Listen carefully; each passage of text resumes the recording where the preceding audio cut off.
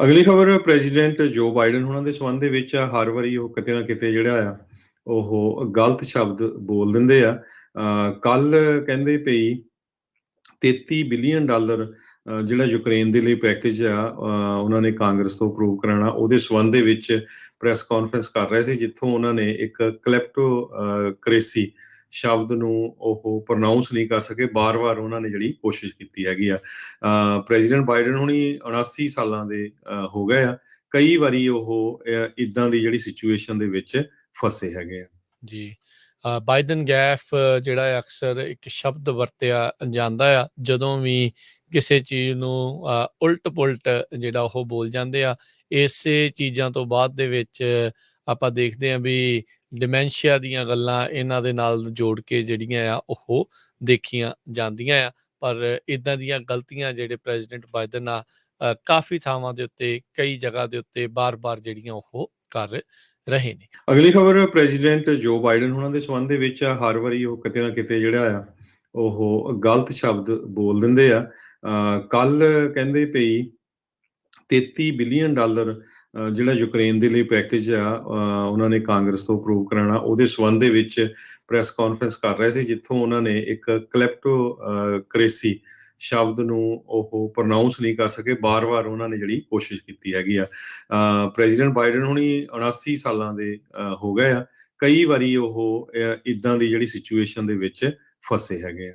ਜੀ Biden gaff ਜਿਹੜਾ ਹੈ ਅਕਸਰ ਇੱਕ ਸ਼ਬਦ ਵਰਤਿਆ ਜਾਂਦਾ ਆ ਜਦੋਂ ਵੀ ਕਿਸੇ ਚੀਜ਼ ਨੂੰ ਉਲਟ ਪੁਲਟ ਜਿਹੜਾ ਉਹ ਬੋਲ ਜਾਂਦੇ ਆ।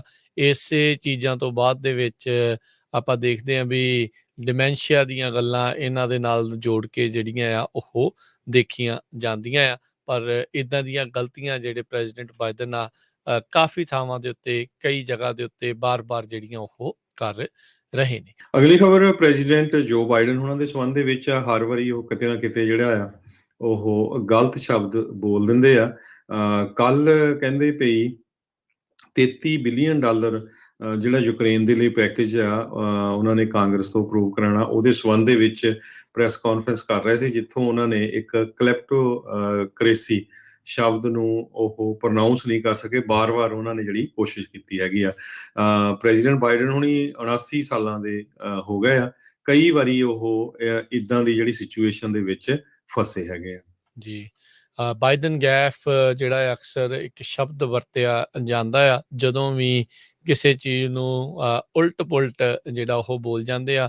ਇਸੇ ਚੀਜ਼ਾਂ ਤੋਂ ਬਾਅਦ ਦੇ ਵਿੱਚ ਆਪਾਂ ਦੇਖਦੇ ਹਾਂ ਵੀ ਡਿਮੈਂਸ਼ੀਆ ਦੀਆਂ ਗੱਲਾਂ ਇਹਨਾਂ ਦੇ ਨਾਲ ਜੋੜ ਕੇ ਜਿਹੜੀਆਂ ਆ ਉਹ ਦੇਖੀਆਂ ਜਾਂਦੀਆਂ ਆ।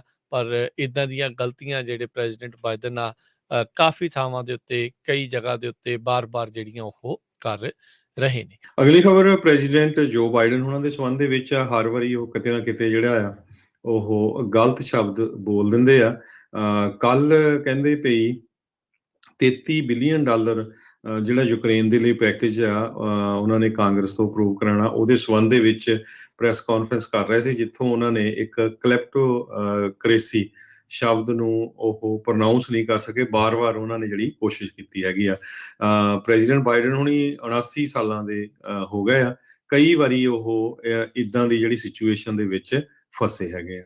ਜੀ ਬਾਈਡਨ ਗੈਫ ਜਿਹੜਾ ਹੈ ਅਕਸਰ ਇੱਕ ਸ਼ਬਦ ਵਰਤਿਆ ਜਾਂਦਾ ਆ ਜਦੋਂ ਵੀ ਕਿਸੇ ਚੀਜ਼ ਨੂੰ ਉਲਟ ਪੁਲਟ ਜਿਹੜਾ ਉਹ ਬੋਲ ਜਾਂਦੇ ਆ।